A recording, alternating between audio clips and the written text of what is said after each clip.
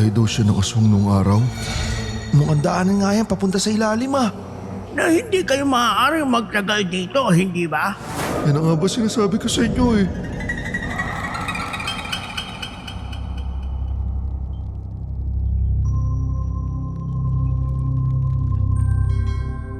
Sikreto ni Lolo.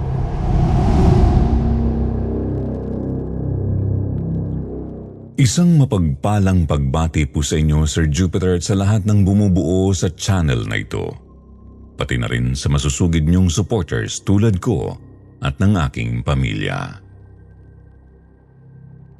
Mahilig po talaga kaming makinig at manood ng mga kwento at palabas na tungkol sa katatakutan. Yun na kasi ang nagsisilbing bonding namin ng mga anak ko sa tuwing uuwi ako galing sa trabaho o di kaya kapag wala akong pasok. Sa katunayan nga po, ang panganay ko ang siyang nangumbinsi sa akin na ipadala sa inyo ang kwentong minsan ko na pong nabahagi sa kanila. Ito po ay isang kwento mula mismo sa aking sariling karanasan noong ako'y binata pa. Ako nga po pala si Kevin, 37 anyos. Nagtatrabaho ako ngayon bilang bisor sa isang electronics company dito sa Laguna, pero ang totoo ay tubong Quezon Province po talaga ako. Halos magdadalawang dekada na rin po simula nang mangyari itong kwentong ibabahagi ko sa inyo. Tandang-tanda ko pa. Nasa 3 taon na po ako noon sa college sa kursong BS Accountancy. Mga Setyembre ng taong 2006. Katatapos lamang po noon ng bagyong milenyo, kaya wala kaming pasok sa eskwela. Lalo pa't maraming lugar noon ang nalubog sa tubig baha. Isang gabi, magkakasama kami noon ng mga dorm mates kong sina Bitoy at Jomar, na parehong nag-aaral din bilang college students sa magkaibang kurso. Natatandaan kong buryong na kami noon sa loob ng kwarto namin dahil hindi kami makalabas pagkatapos ay wala pang kuryente. Dahil doon, naisipan na lang naming tatlo na magkwentuhan. At ano pa ba ang magandang gawing paksa kapag ganoong panahon? Kundi katatakutan, hindi ba?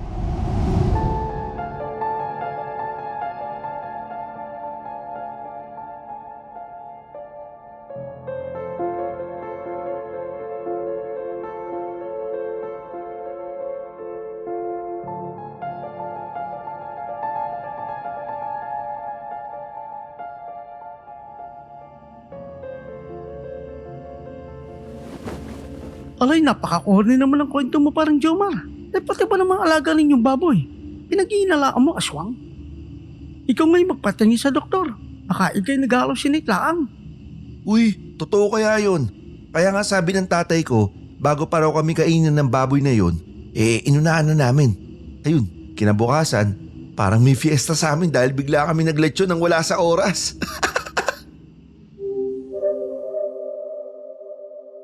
Natawa ako sa naging takbo ng usapan namin noon, Sir Jupiter. Bagamat sina Bitoy at Jomar lang talaga ang nagkikwento, hindi naman kasi ako madaldal noong kabataan ko. Kaya lang hindi pa rin pala ako makakaligtas dahil maya-maya ay ako naman ang binalingan nila.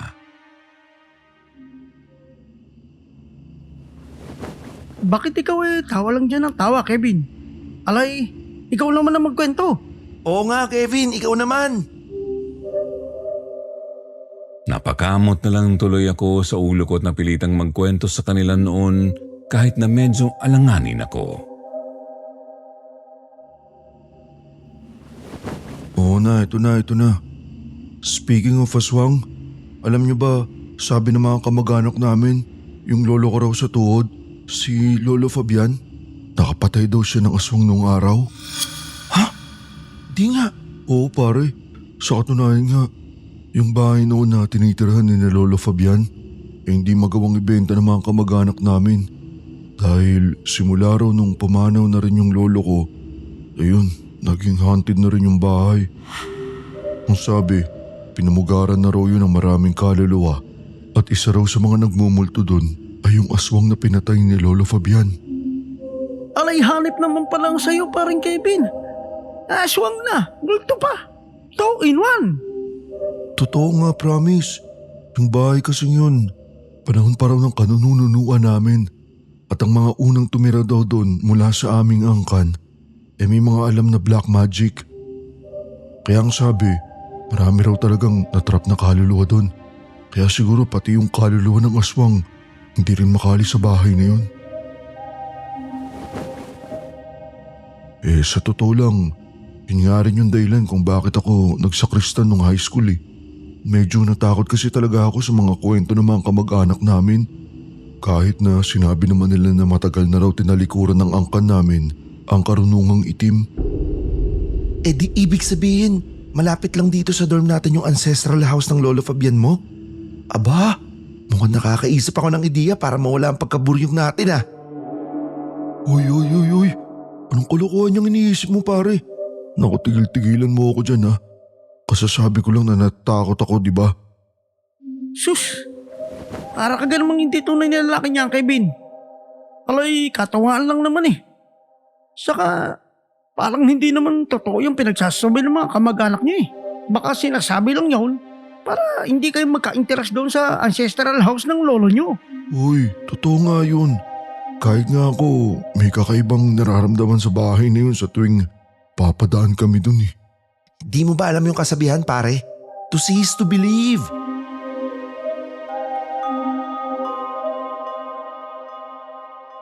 Sadyang makukulit at matitigas ang ulo ng mga kaibigan kong yun, Sir Jupiter.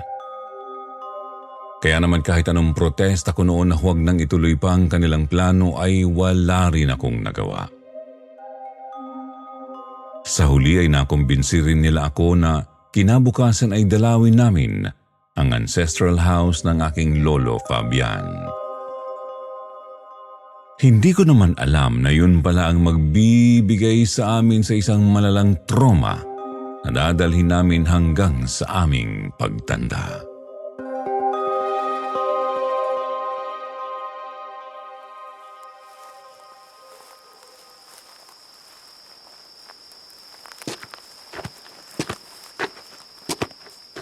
Wow!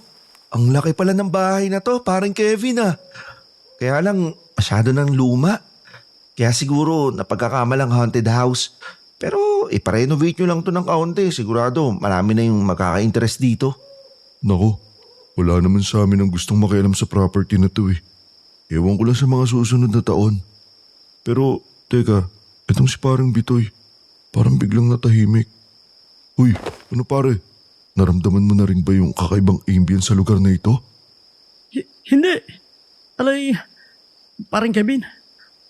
Sino ba yung matandang yun? Kanina pa nakatingin sa atin eh. Ha? Nasaan?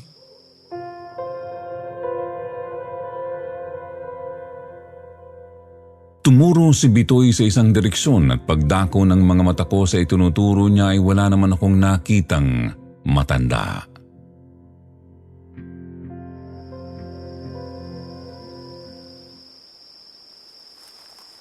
Wala naman tao dun pare. Anong ginagawa niyo rito, Kevin? Diyos ko po, Mang Franco, kailan pala? Bakit naman ho kayo nanggugulat? Takiin yata kami sa puso eh. Oo nga ho eh. Alay, naihina yata si Jomar sa salwal. Abay, kayo nga itong basta na lamang pumasok dito na wala man ng pasabi.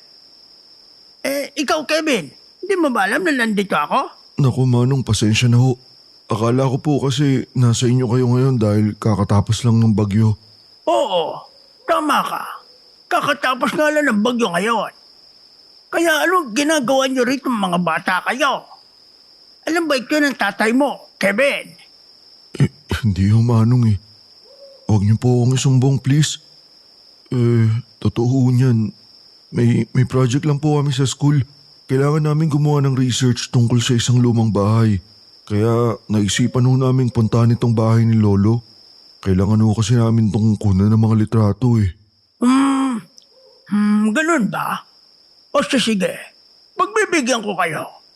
Pero siguraduhin niyo lang na hindi na kayo magtatagal dyan sa loob, ha? Pagkatapos ni John, ay magsibalik na kayo sa inyong dormitoryo. Alam mo namang, Kevin, na hindi kayo maaaring magtagal dito, hindi ba? Delikado. Opo, Manong. Promise po. Sino yun, Kevin? Isa pang lolo mo? Hindi. Caretaker siya nitong bahay. Dating boy at hardinero nila Lolo Fabian. Tara na. Pasok na muna tayo sa loob para matapos na tong kalukuhan na to.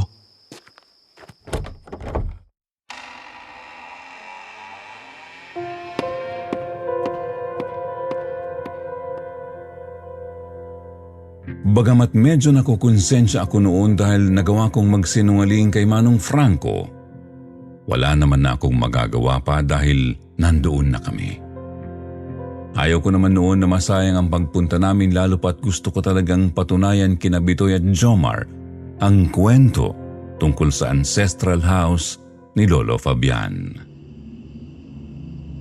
Sa loob ay agad kaming sinalubong ng napakaraming mga kagamitan na halatang lumang-luma na at mukhang panahon pa ng kopong-kopong.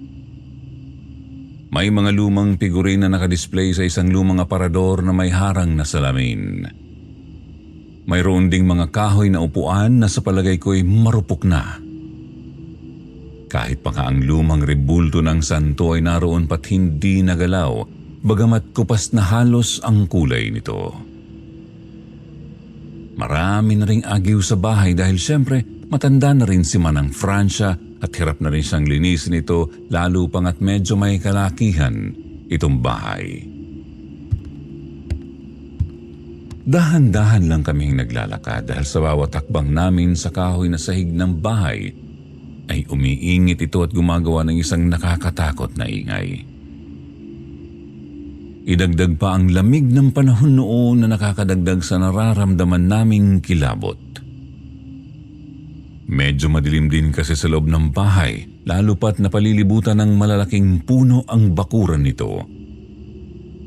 Kaya nga kahit maaga pa noon ay kinailangan na naming magsindi ng kandila upang magsilbi naming tanglaw. Sa kalilibot namin sa bahay ay halos mapuntahan na namin ang bawat sulok nito. Nang wala pa rin kaming nararamdamang kahit na ano bukod sa kaunting kaba. Ngunit maya-maya pa, nagulat ako nang bigla akong kalabitin ni Bitoy upang ituro sa akin ang isang siwang sa sahig sa pinaka-ground floor ng bahay. Parang Kevin, tingnan mo nga itong siwang na to. Parang katulad sa mga napapanood ko sa pelikula. Alay, parang pintuan papunta sa underground. Oo nga no. Subukan nga nating iangat. Hala, mukhang daanan nga yan papunta sa ilalim ah. Hindi ko alam to mga pare. Ngayon ko lang napansin tong passage na to eh. Huwag na lang natin puntahan yan. Parang hindi maganda yung pakiramdam ko dyan eh.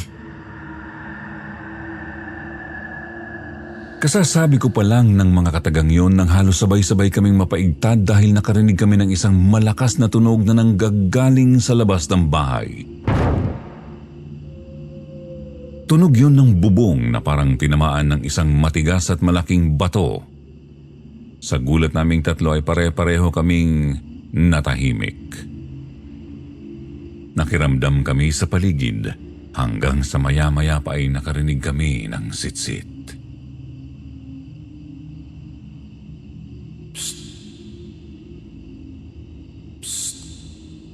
Sino yun? Para kayong tanga. Nga kayong gumanyan. Aba, hindi ako yun. Itong si Bitoy, lakas ng trip oh. Alay, huwag niyo ako pagbibintangan. Kanina ko pa kagat-kagat ang dila ko. Eh kung hindi isa sa atin, sino yung sumisit-sit? Nagkatinginan kaming tatlo dahil doon. Pagkatapos ay unti-unti kaming nagpalinga-linga sa paligid hanggang sa makita na lang naming halos lahat na yata ng gamit sa paligid namin ay nakalutang. Malakas ang ihip ng hangin noon pero hindi ako naniniwala na kaya nitong palutangin ang mga gamit lalo na ang mabigat na ribulto ng Santo Niño na kanina ay nakapatong lang sa ibabaw ng isang maliit na lamiseta. Nanlaki ang mga mata ko nang makita kong habang nakalutang ito sa ere ay parang papalapit din ito ng papalapit sa amin. Kasabay ng unti-unting pag-ikot ng ulo nito. Doon ay talagang napasigaw na kaming tatlo at hindi na namin alam ang gagawin namin lalo na nang makita namin ang isang itim na anino na parang iniikutan kami. Yan ang nga ba sinasabi ko sa inyo eh. Ayaw nyo kasing maniwalang haunted nga tong bahay na to. Alay, ano kayo re? Maaari bagay mamaya ka naman isa eh. Tara, tumuwi na muna tayo.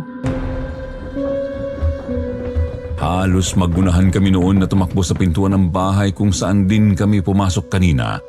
Pero laking gulat na lang namin nang malaman naming nakasarado na ito at hindi kami makalabas. Pati yung mga bintana ay nagsipagbagsakan na rin at hindi na rin namin mabuksan. Tawag kami ng tawag kay Manong Franco ngunit wala kaming nakuhang tugon mula sa kanya. Nagsisigaw kami roon nang maya-maya pa yung kanina'y anino lang na parang iniikutan namin ay parang biglang unti-unting nagkaroon ng imahen. Parang nagiging hugis tao ito. Naging lalaki. Sigurado ako na hindi lang ako ang nakakita nang bigla itong magkaroon ng mukha na parang ipinakita talaga nito sa amin ang masama niyang tingin. Dahil doon ay wala na talaga kaming nagawa pa kundi ang magtatakbo ulit. Doon kami nagsilusot sa butas na nakita namin kanina papunta sa parang basement ng bahay. Kaya lang pagbaba pa lang namin doon ay agad nang sumalubong sa amin ang isang napakasangsang na amoy. Parang amoy ng isang nabubulok na isda. Sobrang lansa nito kaya halos maduwal na kaming tatlo. Sinubukan pa naming umakyat pa sana pabalik sa ground floor ng bahay pero nahulog lang ulit kami pabalik sa baba dahil sa gulat nang makita naming nakadungaw sa butas yung mukha ng lalaki kanina. Sa pagkakataong ito ay nakanganga siya at nakalawit ang tila napakahaba niyang dila. Dahil doon ay nagtatakbo ulit kami at isinara na lang namin yung butas na pinasukan namin kanina.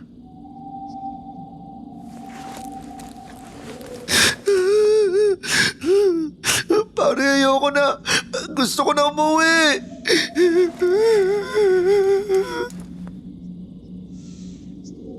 Umiiyak na noon si Jomar. Ni hindi nga namin magawang tumawa ni Bitoy nang makita naming basa na ang pantalon niya dahil mukhang napaihina siya sa takot. Dumagdag pa sa sangsang ng amoy sa basement ang mapanghing amoy ng ihi ni Jomar. Napakadilim na ng paligid dahil naiwan namin sa itaas yung ilaw na hawak namin kanina. Mabuti na lang at may baong lighter si Bitoy sa kanyang bulsa at saka yung lighter na yun ay may maliit na flashlight sa kabilang dulo. Nang pailawin namin yun, halos nanlaki ang mga mata naming tatlo sa mga nakita namin. Diyos ko, ano to? Parang Kevin, ligat sabi mo may alam sa black magic ang mga ninuno ninyo. Mukhang totoo nga. Tingnan mo yun.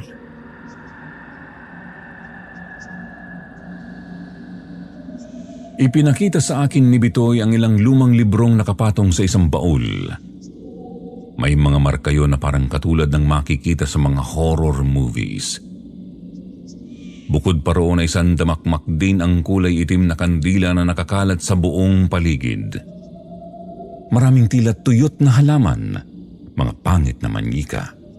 Pagkatapos ay nakakita pa kami roon ng isang malaking kawa. Pero ang pinaka nagpatindig ng balahibo ko noon ay nang makita namin sa isang sulok ang isang malaking bakal na hawla.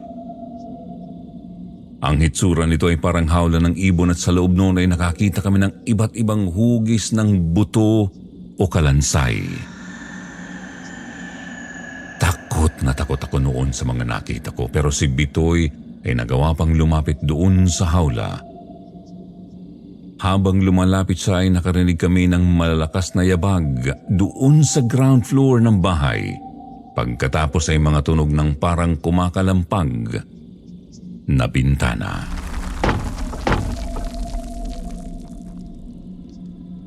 Ang ginawa naming tatlo ay nagkapit-kapit kami ng kamay.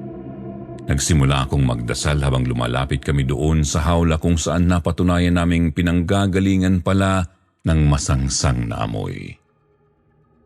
Hanggang sa maya-maya pa ay binuksan ni Bitoy yung pagkakalak ng hawla at ilang minuto lang pagkatapos niyang gawin yon ay tumigil ang lahat ng ingay na kanina ay halos bumingi sa aming tatlo. Ano nang gagawin natin ngayon? Ayoko na rito. Umuwi na tayo, please. Nagsimula kaming magkapit-kapit ulit ng kamay. Naglakad kami ulit papunta doon sa may hagdan para makabalik kami sa ground floor ng bahay. Lakas loob namin yung binuksan dahil talagang desperado na kaming makalabas. Mabuti na lang at hindi na ulit kami sinalubong ng nakakatakot na mukha ng lalaking may mahabang dila. Kalaunan ay nalaman naming hindi na rin nakalak ang mga pintuan at bintana ng bahay kaya sa wakas ay nakalabas na kami mula doon.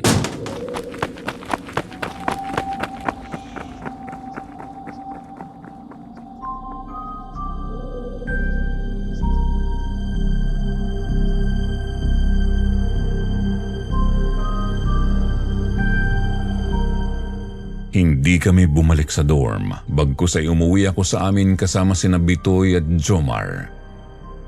Sinabi namin sa mga kamag-anak namin ang nangyari at maging sila ay nagulat. Hindi rin nila alam ang tungkol sa basement ng bahay ni Lolo Fabian.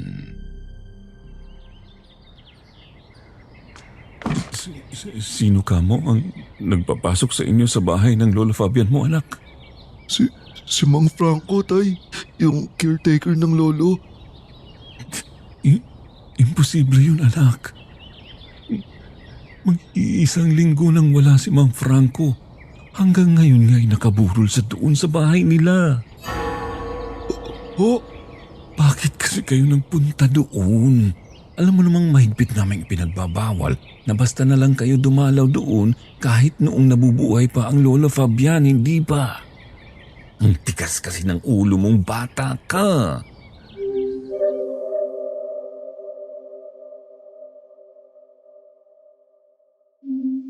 Iba yung trauma ang inabot naming tatlong magkakaibigan sa kalokohang ginawa namin. Hindi ko alam kung anong klaseng kababalagan ba ang naranasan namin pero isa lang ang sigurado ako. Ayoko nang maranasan pa yung muli. Kaya nga ng taong yun ay naisipan kong tumigil muna sa pag-aaral. Naghanap ako ng part-time job at sinabi sa mga magulang ko na sa ibang lugar ko na itutuloy ang pag-aaral ko. Simula rin po noon, Sir Jupiter, pinutol na namin ni Bitoy at Jomar ang anumang koneksyon namin sa isa't isa upang iwasang maipaalala namin ang tungkol sa pangyayaring yun. Si Jomar po kasi ay na-diagnose ng depresyon pagkatapos nun. Kung nasaan man silang dalawa ngayon, hinihiling at ipinagdarasal ko na sana ay nasa maayos lamang po silang kalagayan.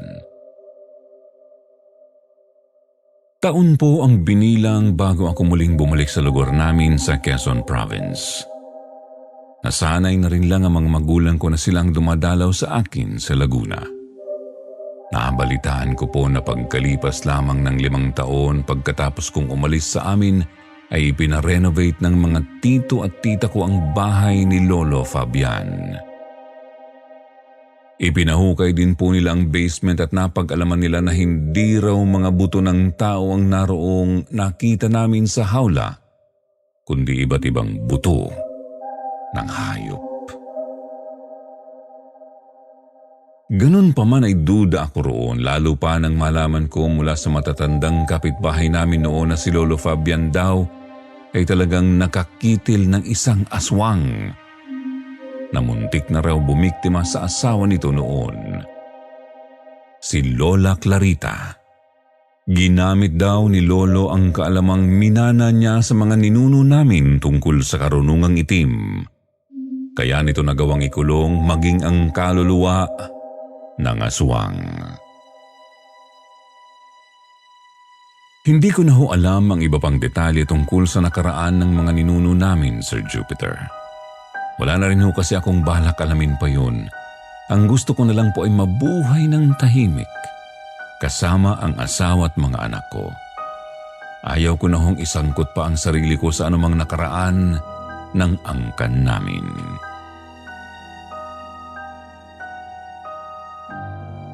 Sana po ay nagustuhan ninyo ang kwentong ibinahagi ko sa inyo ngayon. Naway patnubayan din po ng mahal na Panginoon ang lahat ng bumubuo sa inyong channel, pati na rin ang mga taga-subaybay nito. Muli ay ako nga po pala, si Kevin. Hanggang dito na lamang po.